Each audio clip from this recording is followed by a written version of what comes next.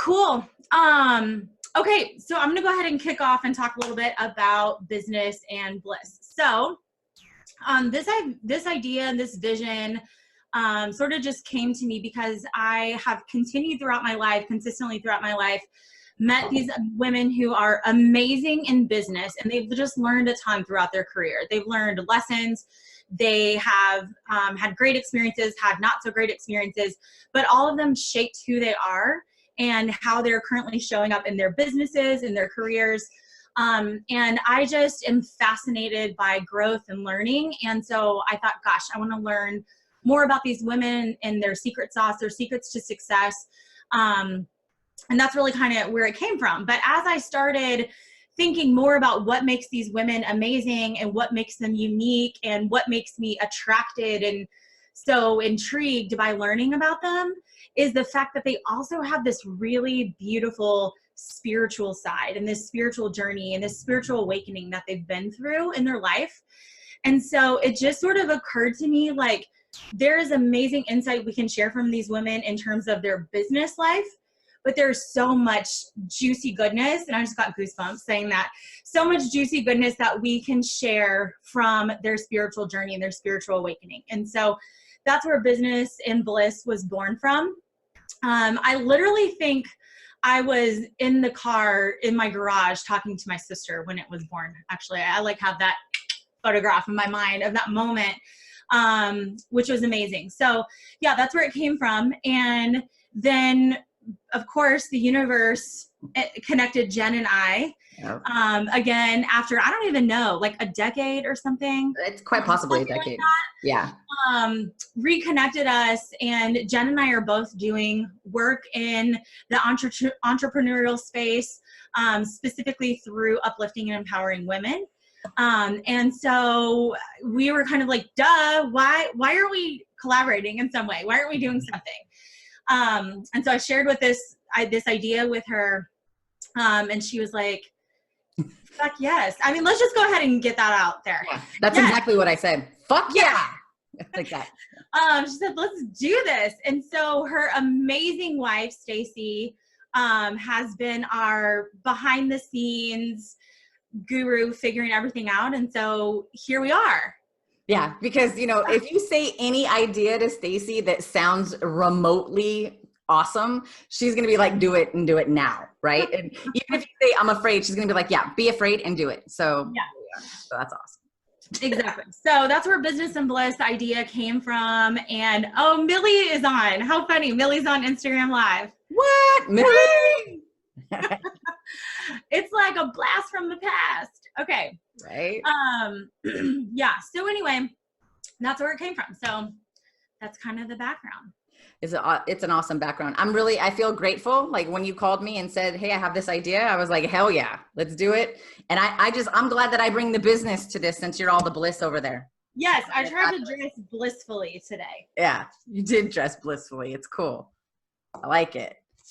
All right. So how do you want to get started here, Lisa? Why don't you tell us about you? Like what you're get started. So for everybody on Instagram Live, you'll have to tune in to the actual podcast. I'm going to go ahead and jump off for now, but more to come. And thanks you guys for joining us. Bye. Hey, so just so you know, I was recording it on Facebook. I did Facebook Live. I was like, oh yeah, I gotta do this. Surprise. I mean, it's fine. I think at one point my bra came out. It's fine. Nobody cares. Nobody cares. Nobody cares. That's the whole point. The whole point is to live your bliss.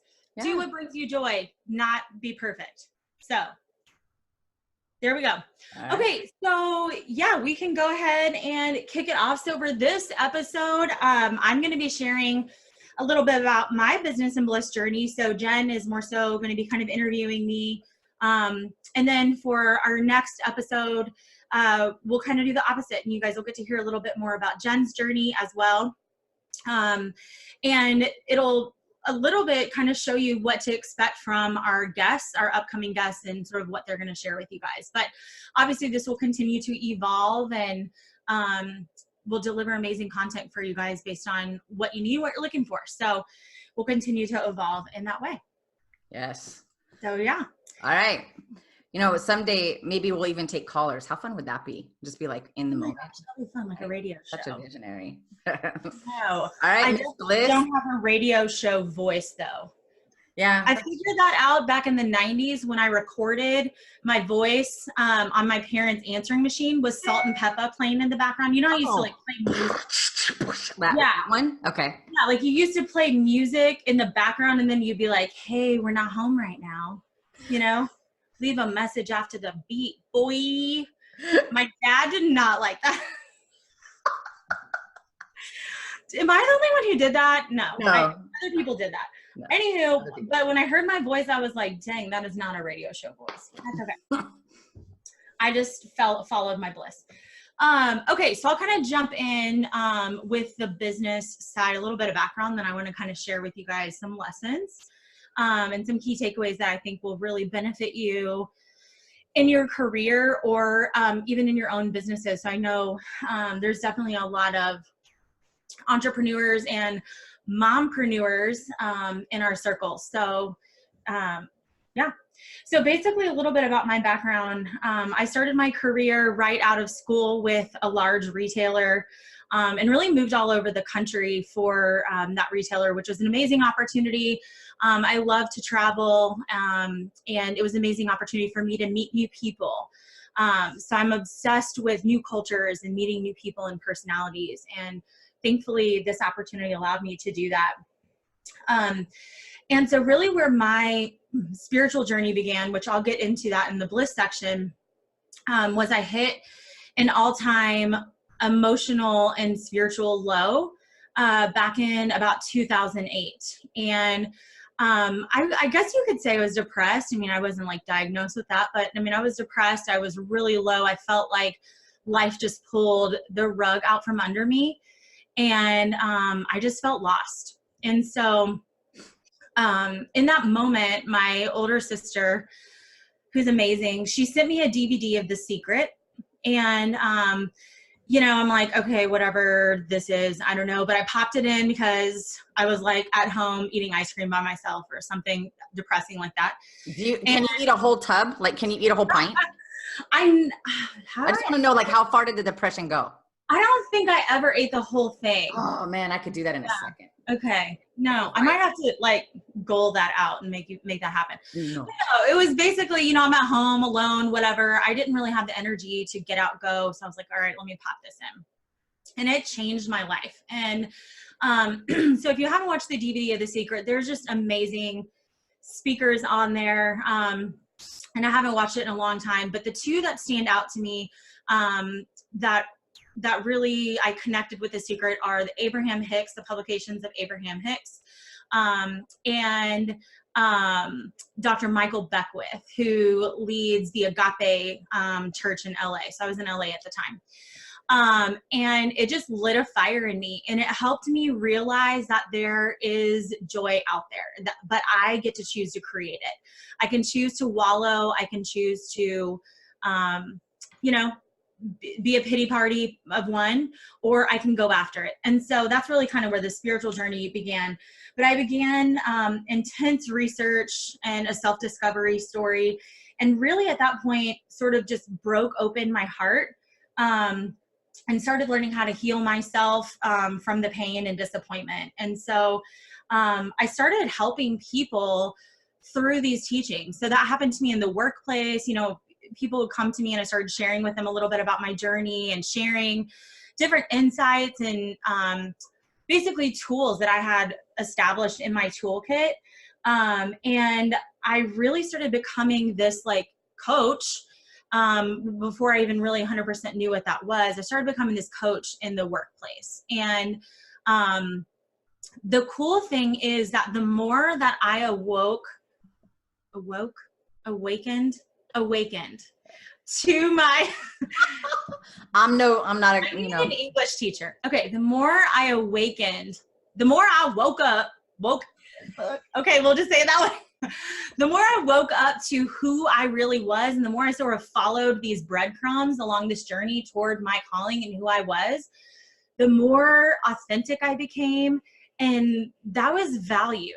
that was valued. I really started to show up instead of being this version of me of who I thought people wanted me to be, which is a lot of what we do in our early 20s. We kind of start to be who we think people think we should be. I started to wake up in the workplace, be this really authentic version of myself. And so, that was a really amazing journey. I remember when I went to Minneapolis and I had a team there. They're amazing. I'm still in touch with almost all of them, actually. And the way that we connected and had really authentic professional conversations about their development and about who they are personally, professionally, they just like couldn't believe that someone was investing this time in them. And it had always been like work, produce. And,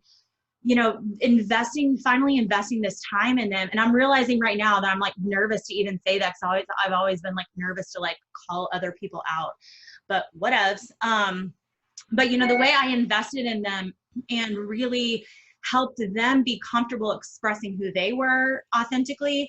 I mean, like, you want to pursue this job in a completely different department, like, then that's what we're going to do. And who cares if anybody thinks that that's weird? I'm going to go network my ass off. I'm going to go meet everybody I need to meet, and we're going to get you there. And we're going to find great mentors for you. Like, we're going to invest in you. And so that's really my lesson around business, is to be authentically yourself. And I will say that for the most part of my career, I was able to do that, and I was supported to do that. And as I really grew up in this company, I was supported for being exactly who I was. And so there came a point in my career when I wasn't valued for who I was, and I didn't feel like I could be authentically myself, and I felt judged, and I felt like I couldn't breathe is the best way to express it.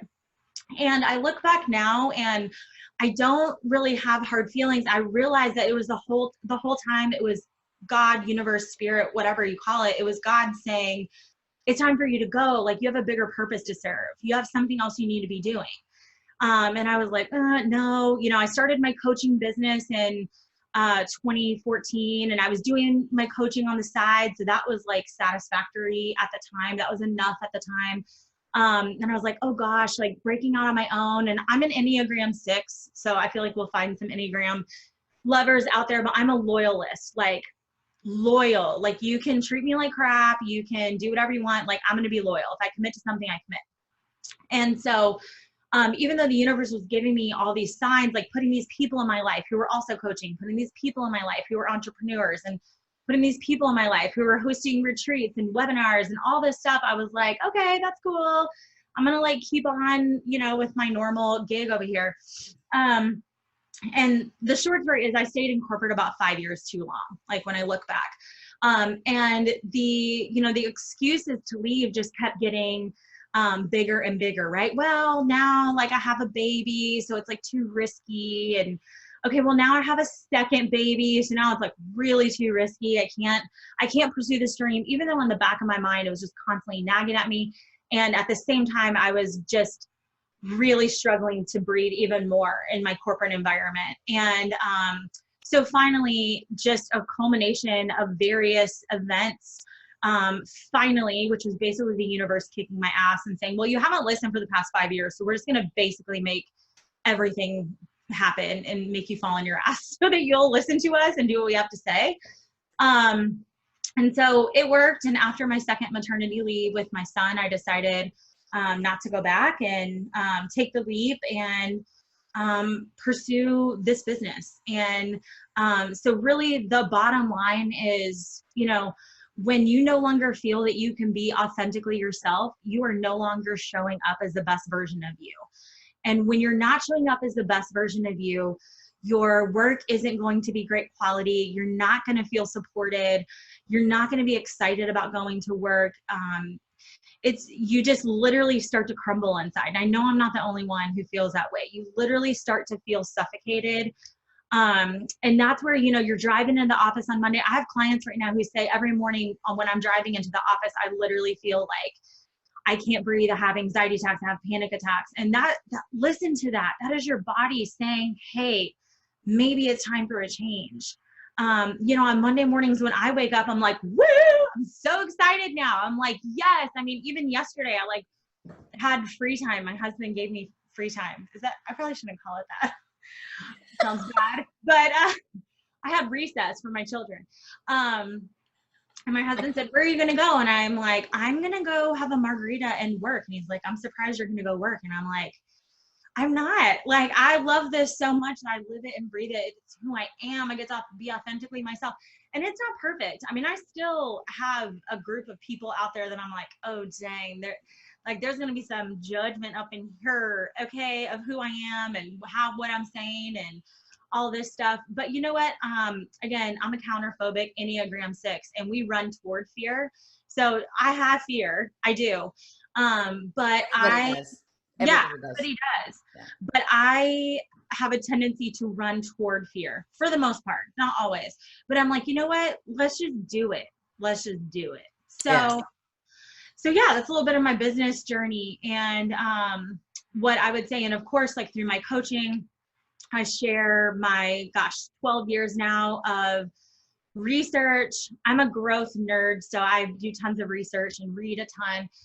But I share tools with my clients to help them show up more authentically themselves. But I also, through my vulnerability performance model, help leaders vulnerably open up to their own authenticity and start modeling that in themselves. And take them through a step-by-step process to share that with their teams, and then start to roll that out to their teams and create, you know, that trust fall, if you will, right? I'm thinking of like a ropes course, like that trust fall for the team members on that team to say, gosh, I really can like let my freak flag fly. Okay. I really can show up and be myself. And we're seeing this crazy, you know, attrition rate with millennials right now because they don't feel like they can show up and be themselves. Like they want to show up, you know, with their like crazy outfits and their like whatever hair and their, you know, headphones and their like, they just want to show up and be themselves and not be judged by some stuffy old dude, you know? It's like, get over it. Throw the status quo out the window. Let people let their light shine. And guess what happens when you let people's light shine? They're more productive. Your retention is amazing. Therefore, you're not wasting money on onboarding and training and inefficiencies. I mean, it's seriously a no-brainer. It's literally a no-brainer. You are a more authentic leader. You are more vulnerable. You create an environment of authenticity and people want to fucking work for you. I mean, it's not rocket science. It's not rocket science. But it is an honor and a privilege to help people wake up to that and help them realize just how impactful it can be when they show up as their vulnerable self and they're authentic. And that doesn't mean like, you know, you like spill your guts about every single detail of like a date you went on last Saturday. Okay. Like that's not what it means. I mean, or maybe you do, whatever, but, it means that you show up as the version of you that you also are at home. Like I remember someone told me early on in my career, like, Lisa, some of your employees, you know, they're just a little like thrown off by how loud and boisterous and energetic you are, which I understand. I'm a little much at times, but, and he said to me, he said, you know, you can still be yourself, but you have to be like your work version of yourself. You can't be like all the way yourself. And I remember being, you know, 23, and that just like crushed my spirit. It crushed my spirit. And, you know, I figured it out eventually, but you know, what's that quote? Like for parents, you know, let's create a childhood that our children don't have to recover from or heal from. It's the same thing as leaders. Like, let's create an environment where our employees don't have to heal themselves from your leadership. God knows they exist, right? I mean, as I just said that, I had like a flash of like 3 people. I'm like, oh, I hope I don't ever have to see them again. But if I do, I will send them love and light because I've healed from that. My point is, don't be a leader that your team has to heal from. And that would be my goal. And that's really what I help people figure out. I do a ton of communication strategy. I do a ton of just gut check, just to help leaders before they, you know, share communication with their teams. And it's been a beautiful journey. That's awesome, Lisa. Yeah. That's awesome. So right now you're doing a bunch of coaching of leaders that are in business and being able to help them. And what are some of the challenges that they're facing out there that you're helping them with?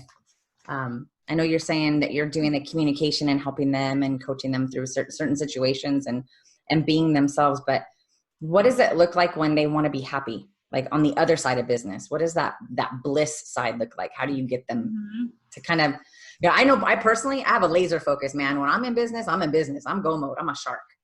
And that bliss side, if I'm also a creature of habit. So there's this inertia factor where if I'm in go mode, I stay in go mode until somebody like slaps me on the ass and says it's time to have fun. Right.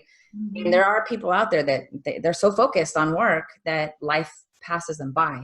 And what's your secret sauce and how do you help your clients maintain the balance? Yeah, great question.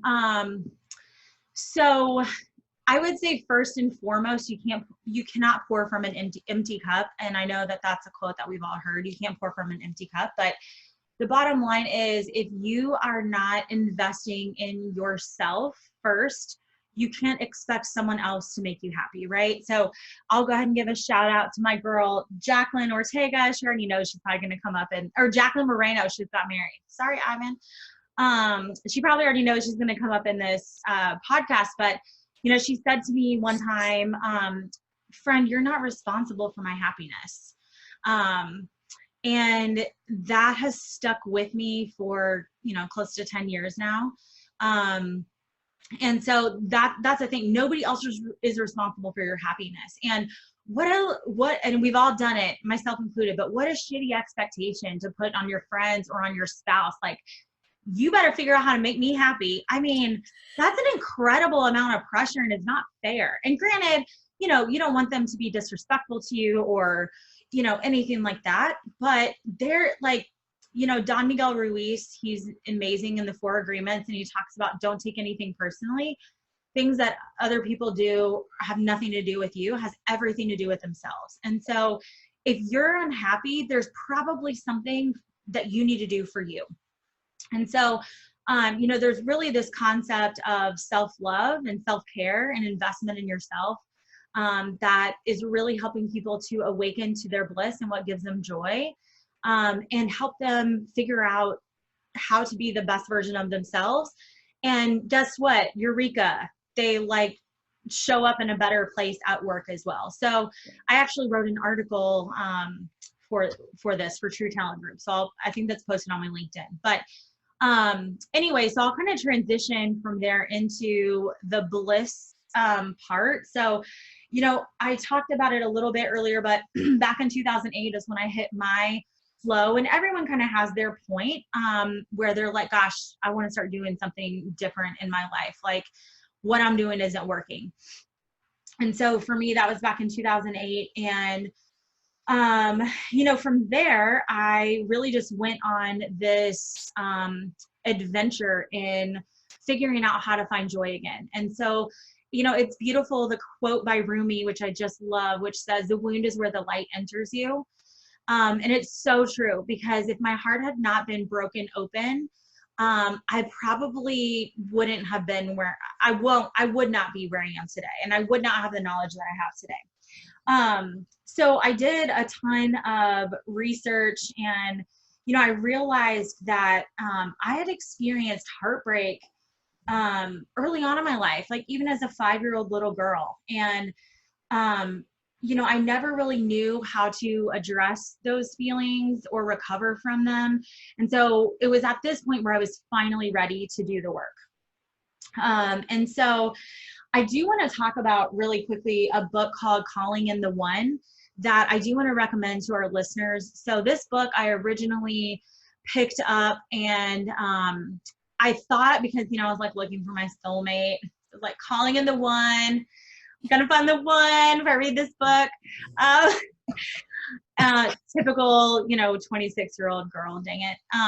But anyways, so I read this book, but I want to tell you, this book, you think it's going to be like, this book that tells you the secret to finding your soulmate, but it's not. The book is all about fixing yo shit. That's what it's about. Fix you. And so, this book, I thought I knew what my issues were, But this book like flipped everything on its head. And I was like, oh dang, I didn't realize like that's where that issue came from. And I didn't realize like I still had a hang up about this situation. I thought I was over it, but I'm not. And so it was amazing. So that really catapulted me forward in my journey. You said it was Calling in the One? Calling in the One. Don't ask me the author. Sorry, girl. I forget. Her last name begins with a W. We'll post it in the show notes. Yeah, but yeah. It's amazing. And it does take some discipline. So it's like 30 minutes every morning that you're waking up, you're doing activities. And let me tell you, I mean, I was like sobbing most of the time. So, but let me tell you, if you invest in this book, I mean, it will tell you a ton.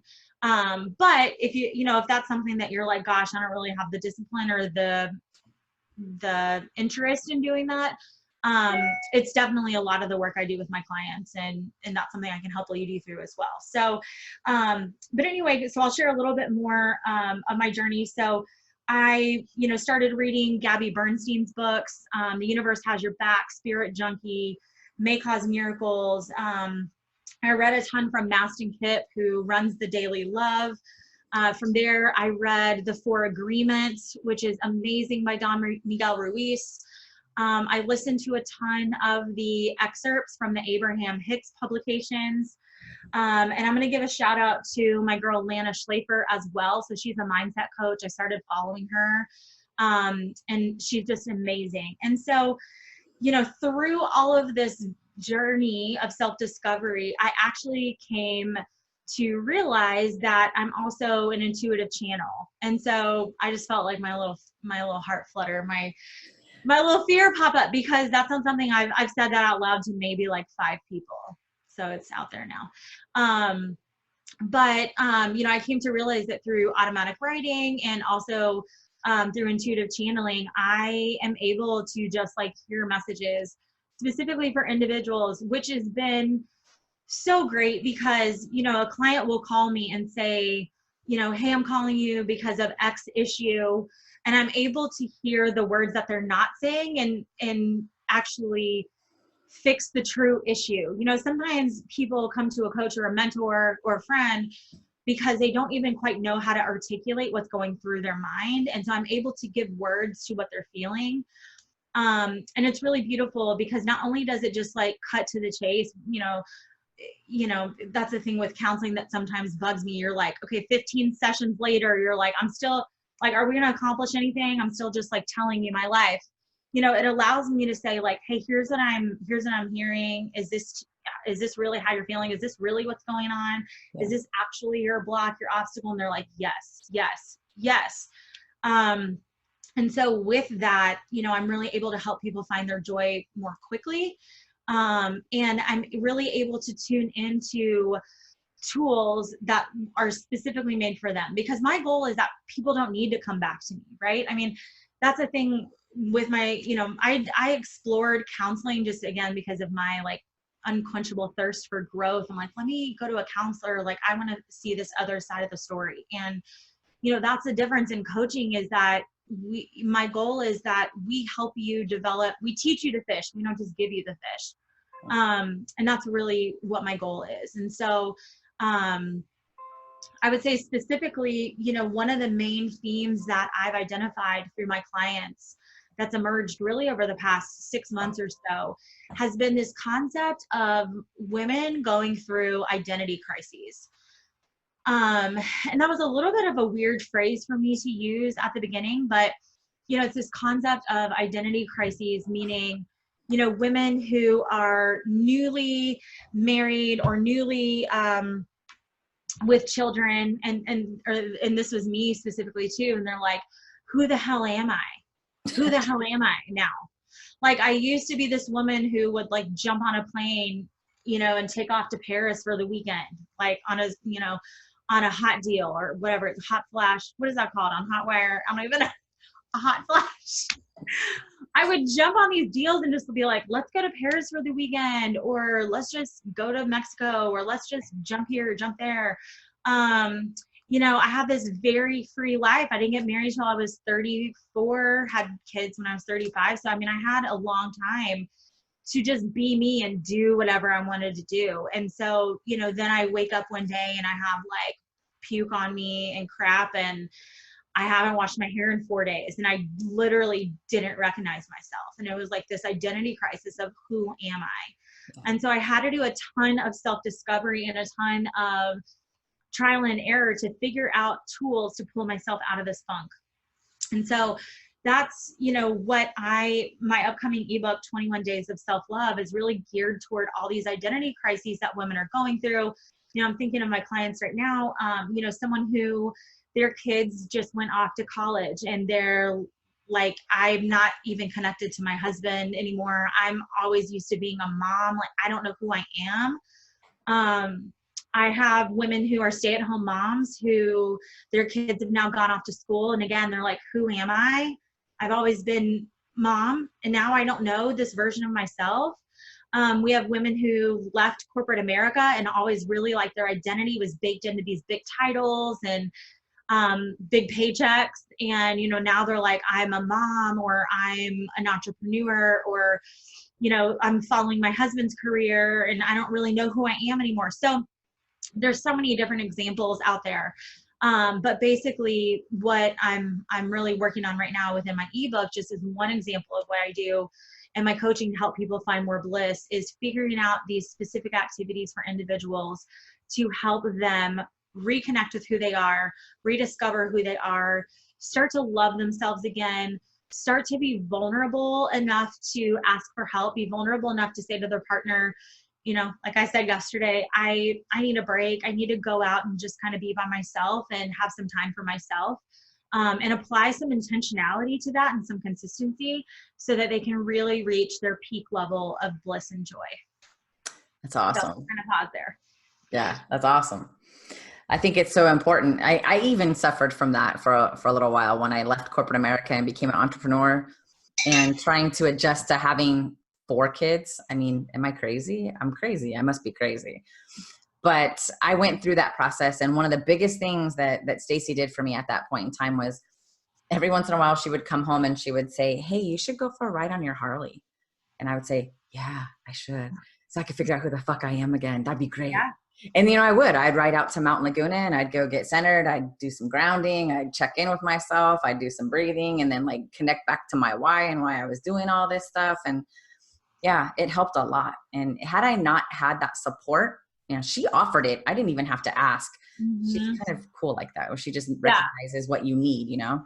Right. So, you know, it's just, it really is important to do that. So I think it's really cool that you are aware of all those different stages of life that people go through. You know, there's so many marriages. Like if you think about the divorce rate, there are so many marriages where when they have their first kid and they usually are divorced by the time the kid is 3. And that's because the mom is usually going through this identity crisis of who the fuck am I anymore? I used to be this hot broad that was doing this or doing that. And now I smell like a baby's puke or baby formula or breast milk, whatever it is. And then, you know, you go through that process and it leads to a lot of disconnect in relationships. So I think that your part about staying connected to your spouse and getting that support is huge. It's really so that's cool. Thanks so much for sharing, Lisa. You're awesome. You got your shit together, girl. Got it together. You know what? It's interesting that you say that because I definitely don't have my shit together. Here's what's interesting. And Jen, you'll probably remember this from our past life together. But, you know, there used to be this concept in business, and there still is, that if someone, for example, is really strong at communication, then you should have, and you are not so great at communication, you should have that person who's naturally great at communication as your mentor. No, could not be further from the truth. You need the person who sucked at it. Literally cannot figure out how to put a sentence together, but they figured it out and they dug themselves out of that trench of non-sentence congruity. Like that's the person that you need, right? So that's why I feel like I'm such a qualified person to do this work, because I screw up every day. You know, I mean, literally every day. The difference is, and I talk about this a lot with my clients, and this is going to be an e-course that I'm working on right now. It's this concept of you can go to the dark place, but do not dwell And so what I teach people is when you go to the dark place, here are tools to pull yourself out of it. So dark place meaning, you know, depressed or unsatisfied at my job, or feeling disconnected from my spouse, or feeling depressed about society expectations. Like I should be married by now and I'm not, so I'm depressed about it. Been there. You know, all these things that cause us to lose our joy, which expectations are the thief of joy. I think Tony Robbins said that. But you know, that's where it comes from. Like I'm the person who literally screws up every day, and I'm naturally, for whatever reason, I don't know, but I naturally have more of like a doom and gloom side than I do like puppies and butterflies side, which people wouldn't think that about me. People would be like, oh my God, Lisa, she's like so cheery and just a ray of light. Well, actually my husband might not say that. He'd be like, girl, I know how you really are. Anyways, but you know, I have to work on it every day. I work on it every day. I consciously wake up, I do my 5-minute journal in the morning, and I consciously work on it every day. And you know, it's made such a difference too in my relationship. And I just told my husband this the other night, that like I really love where we've evolved to, and it's the work that we've done on ourselves, but where we've evolved to, in that we're the couple that like literally we can just like blow up about some topic, fill in the blank.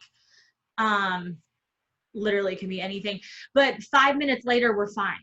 You know, I mean, I remember my mom stays with us a couple days during the week to watch the boys while I'm working and while Johnny's working. And we had gotten in an argument about something that was so loud. Obviously she heard it up in her room, so that's probably not good. But, you know, she came down and she said to me a few minutes later, she was like, are you guys okay? Is everything okay? And I was like, oh yeah, we're totally fine. That was so 5 minutes ago, you know? And I have clients that I work with who get in a fight with their spouse and they're still pissed off and seething like 3 days later. And so those are the types of things that I help with. It's not that I don't go there. It's not that I don't go there. It's that I've done, you know, 11, 12 years of research on all the possible tools and tactics that you can pull out of your toolkit to bring yourself back to joy.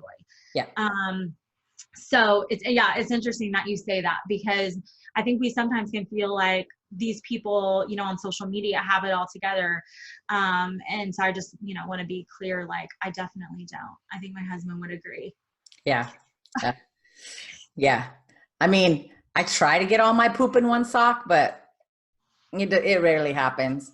Yeah. It looks like it is, you know, but I think that for me, I completely agree with you. The coach that you need is the one that already overcame the shit that that you're facing. Right. Mm-hmm. So then they know how to deal with it, you know, one brick at a time and solve it. And they're probably the best qualified person that can help you through it. So I definitely agree with that. I think that is spot on. So I think when it comes to having all your shit together though, like nobody does. I don't know anybody that does. And if they think they do, then, you know, awareness is the first step. I feel bad for when they finally figure it out. Then hire a coach. Yeah. I'm like, oh my God. All right. So let me see. Yeah. I was going to ask you, when you talked about the intuitive channeling and you said there's only a few people that know that, and the woo factor, talk a little bit about that a little bit more, if you don't mind. I'm going to like pull you out of that comfort zone. And what does that look like for you? Okay. Thanks, Ass. I'll go right into it. Okay. Yeah.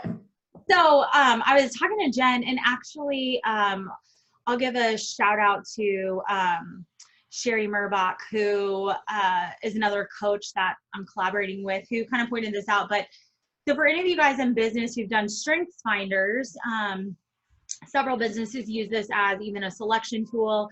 But strengths finders essentially assesses different characteristics of your leadership and puts them into buckets. I think there's 14 categories. And so my top strength in strength finders is woo. And so I guess this is the category that there's the least amount of people in this category in the world. And Jen, you haven't done it yet, but I'd be interested if you do strength finders, you're probably a woo too. So it's kind of funny because a lot of the things that I do, a lot of the tactics and things like that, people would call them woo-woo. So I'm like, okay, I'm officially woo-woo. I'm a woo in Strength Finders. But what that means is in terms of the scientific research that has gone into Strengths Finders is that you're socially intuitive. And so it's kind of nice to have science and leadership studies acknowledge this intuitive piece. And so essentially what that means is you walk into a room or you go up to and interact with a person, and I automatically just can meet them where they're at. Like high energy, I'm there. Low energy, I'm there. Quiet, I can be reserved. You know, it's almost like being a chameleon, but it's not, because it's not changing who I am, but I'm able to just show up for them in the way that they need and sort of meet them where they are. So there's a social intuition. And so it's really great to, again, have that acknowledged. And the more I sort of sat with that and held more space for that and tuned into myself and spent more time practicing self-awareness, it sort of just occurred to me, I'm like, the things that I'm saying to people in my sessions I don't even always remember what I'm saying. And so I was like, what is that? Like, it's not even me. Or it is me, it's my higher self, but it's not like the conscious version of me. And so I started just kind of like playing around with this. And so I actually got some angel cards from Doreen Virtue, and I started just doing automatic writing and doing readings for people, my close friends, you know, like the 5 people that I had talked to about this, just to be like, is this right for you? Is this accurate? You know, talk to me about something that I don't know about. Like, let me tune in and see what messages come through for you from spirit.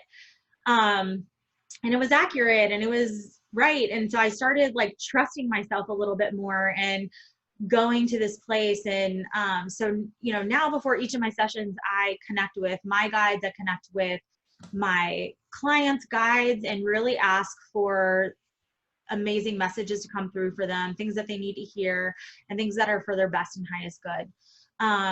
So that's kind of where that came from. But, you know, it's interesting because, again, a lot of times I can hear the words that people aren't saying. And it's not, I'm not, what is that called? Clairaudient. I think it's called clairsentient when I am. Like, I just feel it and know. So yeah, I haven't heard voices yet. I think I'm okay not hearing voices. I mean, I think they might be helpful. Yeah, maybe. I don't know. I've even said to, because I have a friend who's a medium, and by the way, his name's Bernardo Aguilar, the drunken medium, shout out. But yeah, I've said to spirit, like, probably y'all don't appear to me. Okay. Probably y'all don't appear to me. Just, that'll be too much. So a little sensory overload. Yeah, I'm just not ready for that. I think it's really interesting about the part where you said that you don't even remember what you said to them. Mm-hmm. Because to me, that literally is the higher version of yourself. It's like you're almost in a trance while speaking to them. 100% it is. Yeah. And I find that so interesting. And that's a gift, you know, that's a gift. And when you walk away from it and you're just like, and later on they say something to you and you're like, what the hell? I don't even remember telling you that. Really? I said that? Wow. Yeah, I do sometimes. Good. And so thankfully I've learned now, you know, lots of trial and lots of error. So I take notes while I'm talking and I send my clients notes. So I can look back and say, okay, this is what you're referring to. This is what we talked about. And for the most part, I do remember, because I'm getting more, skilled, right? I'm getting skilled in kind of like existing in both places and consciously hearing it while I'm subconsciously sharing it, if that makes sense. Yeah. So I'm able to kind of have that duality now. But yeah, definitely in the early stages, it's like if I wanted to really go there, then I wouldn't necessarily remember it. But yeah, so it's interesting. Right on. Well, you are definitely the bliss in this relationship. Even though I know about that stuff, like I have to work really hard at the bliss part. I'm just all go, go, go. And all business. And it's just been within the last few years that I've really just dove into the whole spirituality thing, meditation, mindset. It's probably only been 5 years that I've been doing that. And I found that the balance is hard to get, but it's awesome when you get it. So yeah. Yeah. I mean, I guess spirit kind of knew what they were doing, right? When they connected you and I. Yeah. Business and bliss. For sure. All right. So episode 2. Perfect. Episode 2, I'll try and talk a little bit about my business side, and then, how I'm trying to be blissful like Lisa. And then we'll go from there. But Cool. I think it's really cool that we got the opportunity for you to share your side, Lisa. You're definitely bliss in this situation. Cool. We're all a balance. Well, thanks everybody for tuning in, and we'll see you on episode 2. Right on. Bye.